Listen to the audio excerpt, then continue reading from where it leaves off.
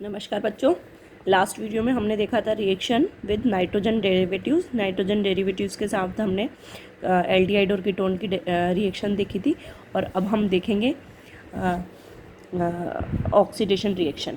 ठीक है बच्चों, तो यहाँ पर ये जो ऑक्सीडेशन होता है, जो हमारे एल्डिहाइड्स हैं बच्चों, वो इजीली ऑक्सीडाइज हो जाते हैं और वो माइल्ड ऑक्सीडाइजिंग रिएजेंट जो होते हैं उनसे भी इजीली ऑक्सीडाइज हो जाएंगे। पर जो स्ट्रॉन्ग ऑक्सीडेशन जो कीटोन्स होता है उनका जो ऑक्सीडेशन होता है वो बहुत विग्रस कंडीशन में होता है।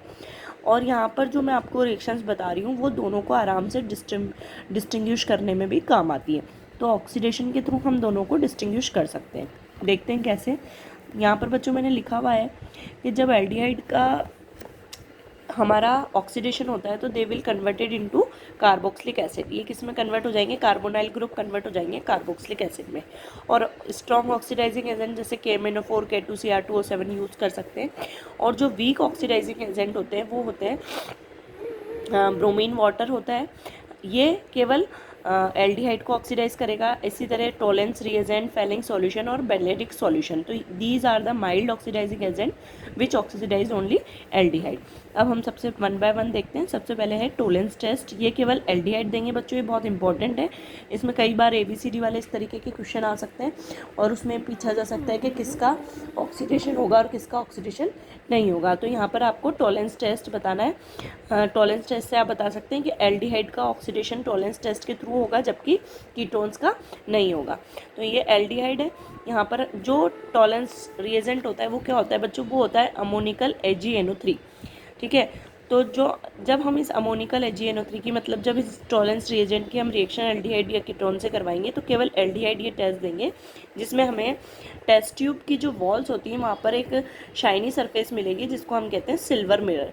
तो वहाँ पर सिल्वर मिरर का फॉर्मेशन होगा। तो बच्चों इसको क्या कहते हैं? इसको हम कहते हैं सिल्वर मिरर टेस्ट भी कहते हैं इसको। और this is only for the aldehyde. अब हम देखते हैं फेलिंग टेस्ट। सेकंड है। तो बच्चों यहाँ पर फेलिंग सॉल्यूशन होते हैं वो दो तरह के होते हैं, Fehling solution A and Fehling solution B। जो फेलिंग सॉल्यूशन A होता है वो aqueous solution of copper sulphate होता है और जो फेलिंग सॉल्यूशन B होता है वो अल्कलाइन सोडियम पोटेशियम टार्ट्रेट होता है जिसे हम रोशेल सॉल्ट भी बोलते हैं। अब जब हम इसको इसके साथ वार्म करेंगे तो यहाँ पर हमको CU2O का रेड प्रेसिपिटेट मिलेगा। यदि रेड प्रेसिपिटेट आ रहा है तो इट मीन्स हमको जो कंपाउंड दिया हुआ है वो हमारा क्या है? एल्डिहाइड है। क्यों? क्योंकि जो कीटोन्स होंगे वो हमको ये टेस्ट नहीं देंगे। इसी तरीके से बेनेडिक्ट टेस्ट भी होता है। बेनेडिक्ट सॉल्यूशन होता है alkaline copper sulphate containing citrate ions S complex agent.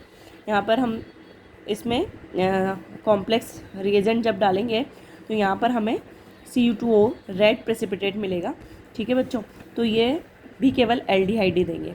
Only for aliphatic aldehyde Fehling test और बेनेडिक्ट टेस्ट यूज़ किया जाता है। फिर अब हम देखते हैं ऑक्सीडेशन ऑफ कीटोन। तो बच्चों जो कीटोन का ऑक्सीडेशन है वो नॉर्मल कंडीशन में नहीं होता है। Ketones are oxidise under only vigorous condition. Vigorous मतलब पावरफुल ऑक्सीडाइजिंग एजेंट हम यूज़ करते हैं जैसे such as concentrate HNO3 KMnO4 plus H2SO4 या K2Cr2O7 H2SO4। तो जब हम इसको जैसे ये मेरे पास एसीटोन है, इसका हमने K2Cr2O7 की प्रेजेंस में करवाया ऑक्सीडेशन, तो बच्चों यहाँ पर हमें मिल रहा है एसिटिक एसिड और दूसरा हमको बन रहा है फॉर्मिक एसिड। तो ये इस तरीके से हमने इसको यहाँ से ब्रेक किया है। तो ये ब्रेक किया है तो ये दो कार्बन हमारे पास यहाँ आ रहे हैं। तो ये दो कार्बन वाला मेरे पास एसिटिक एसिड है और एक कार्बन वाला जो एसिड होता है वो कौन सा होता है? Formic acid. तो इस तरीके से यहाँ पर एक कार्बन वाला एसिड बनेगा। ठीक है, अब यहाँ पर जो ऑक्सीडेशन हो रहा है बच्चों, जो बॉन्ड ब्रेक हो रहा है वो दो तरीके से हो रहा है। दो हमको कंपाउंड अलग अलग मिल सकते हैं। देखो, यदि यहाँ पर हमारे पास 2 और 3 वाले कार्बन के बीच का बॉन्ड ब्रेक होगा तो मेरे को मिलेंगे C2H5COOH प्लस HCHO। पर यदि 1 और 2 का ब्रेक हुआ तो यहाँ पर मेरे को मिलेंगे ये CH3CHO वाला, ये वाला कंपाउंड पूरा मिलेगा। 2 मॉलिक्यूल इसके मिलेंगे। ठीक है बच्चों, तो हमको इस जो ऑक्सीडाइजिंग प्रोडक्ट होते हैं, सॉरी जो हमको ऑक्सीडेशन प्रोडक्ट मिल रहा है उसके लिए हम यहाँ पर पॉपअप रूल को यूज़ करते हैं। पॉपअप रूल बड़ा सिंपल रूल है बच्चों कि according to this rule during oxidation of ketone smaller alkyl group goes with carbonyl carbon. ये देखो यहाँ पर है, ये मिथाइल ग्रुप है बच्चों और ये इथाइल ग्रुप है। अब यदि हमने इसको इस तरीके से यहाँ से ब्रेक किया तो यदि हमने ये ब्रेक करेंगे तो क्या होगा बच्चों, या ये वाला ब्रेक करा यदि हमने तो ये जो CH3CO हो ये स्मॉल कार्बन के साथ जाएगा और वही हमारा कार्बोक्सिलिक एसिड बनेगा। तो ये क्या हो गया, ये मेरे को मिलेगा CH3COH और ये यहाँ पर भी दूसरा मॉलिक्यूल भी यही मिलेगा एसिटिक एसिड। तो हमें अब ये जो इथाइल ग्रुप बच रहा है तो अब हमें एक ऐसा एसिड देखना है जो जिसमें क्या आते हो बच्चों, 2 कार्बन आते हो। ठीक है, तो हमेशा आपको ध्यान रखना है कि पहले तो आपको वो कार्बोक्सिलिक एसिड बनाना है, उसके साथ हमको छोटा ग्रुप जोड़ के बनाना है, तो वो तो हमारा हो गया। अब जो बचा है उसमें आपको देखना है कि कितने कार्बन एटम बचे हुए हैं और उतने कार्बन कंटेनिंग कौन सा हमारे पास कार्बोक्सिलिक एसिड होता है। जैसे यहाँ पर 2 है तो 2 वाला जो एसिटिक एसिड, 2 वाला जो हमारे पास एसिड होता है वो कार्बोक्सिलिक एसिड आता है, सॉरी एसिटिक एसिड आता है, तो मैं यहाँ पर क्या लिख दूंगी, एसिटिक एसिड। एक और एग्जाम्पल देखते हैं। देखो बच्चों ये है, ये C+O यहाँ पर है। अब इस तरफ ये 3 कार्बन की चेन है तो ये मेरे पास इस तरफ जो है ये प्रोपेन है और इस तरफ ये मिथाइल ग्रुप है। तो मैंने अभी अभी बताया अकॉर्डिंग टू पॉपअप रूल कि जो ऑक्सीडेशन कीटोन का होगा तो जो स्मॉलर एल्काइल ग्रुप होगा वो कार्बोनाइल कार्बन के साथ जाएगा, तो ये इस तरीके से जाएगा। तो ये यहाँ पर मेरे पास बनेगा CH3C+OH बन गया। अब बच्चों ये जो बचा ये 3 कार्बन बचे, अब हमें देखना है कि 3 कार्बन वाला एसिड कौन सा होता है।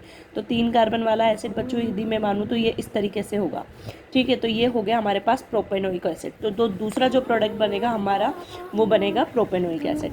तो इस तरीके से पॉपअप रूल से आप जो भी प्रोडक्ट बन रहे हैं उनको फाइंड आउट कर सकते हैं। फिर हम देखते हैं बच्चों इसमें एक और है oxidation of methyl ketone by haloform reaction. इसको हम हेलोफॉर्म रिएक्शन भी कहते हैं। इसमें क्या होता है बच्चों, पहले मैं डायरेक्ट रिएक्शन बताती हूँ आपको। इसकी डायरेक्ट रिएक्शन इस तरीके से होती है कि मिथाइल कीटोन्स क्या होते हैं, जिसमें बच्चों एक मिथाइल ग्रुप जरूर प्रेजेंट होगा। ये जो ग्रुप होता है ये मिथाइल कीटोन हो गया। जब इसकी रिएक्शन हम सोडियम हाइपोआयोडाइड NaOI से करवाएंगे तो यहाँ पर आपको देख सकते हो ये सॉल्ट मिल रहा है और साथ में यहाँ पर CHI3 मिल रहा है। It is known as iodoform और ये येलो प्रेसिपिटेट देते हैं। तो इस रिएक्शन को हम कहते हैं आइडोफॉर्म रिएक्शन भी, हेलोफॉर्म रिएक्शन भी कहते हैं। ठीक है, तो ये यहाँ पर मैं बताती हूँ आपको रिएक्शन कैसे होती है। सबसे पहले इसमें क्या होता है कि NaOH की रिएक्शन आयोडीन से होती है, तो ये यहाँ पर NaOI सोडियम हाइपोआयोडाइड बनता है।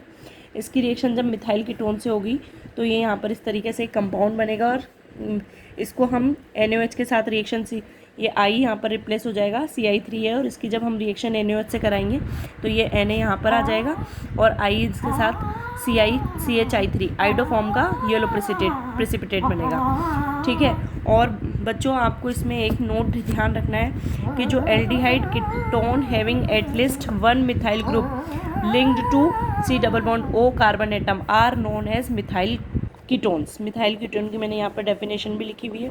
तो यहाँ पर आपको इस तरीके से आइडोफॉर्म रिएक्शन यदि होगी तो वहाँ पर आपको येलो प्रेसिपिटेट मिलेगा।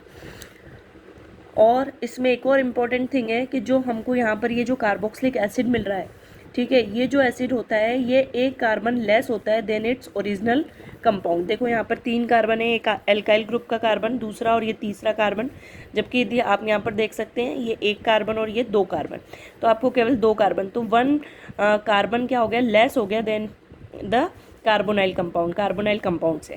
तो इस तरीके से बच्चों ये वेरी वेरी इंपॉर्टेंट रिएक्शन है, हेलोफॉर्म रिएक्शन भी इसको कहते हैं। ठीक है, और आइडोफॉर्म का फॉर्मेशन हो रहा है। यहाँ पर आइडोफॉर्म येलो प्रेसिपिटेट दे रहे हैं, कौन देता है, इसके लिए आपको मिथाइल कीटोन होना चाहिए। और मिथाइल कीटोन्स क्या होते हैं, मैंने अभी अभी बताया कि ऐसे एल्डिहाइड और कीटोन जिसके पास एटलीस्ट 1 मिथाइल ग्रुप लिंक्ड होगा इस carbon double bond O group से, तब हम उसको क्या कहते हैं, मिथाइल कीटोन। तो इस तरीके से बच्चों ये इसका ऑक्सीडेशन कंप्लीट हुआ। नेक्स्ट वीडियो में मैं आपको इसका रिडक्शन बताऊंगी।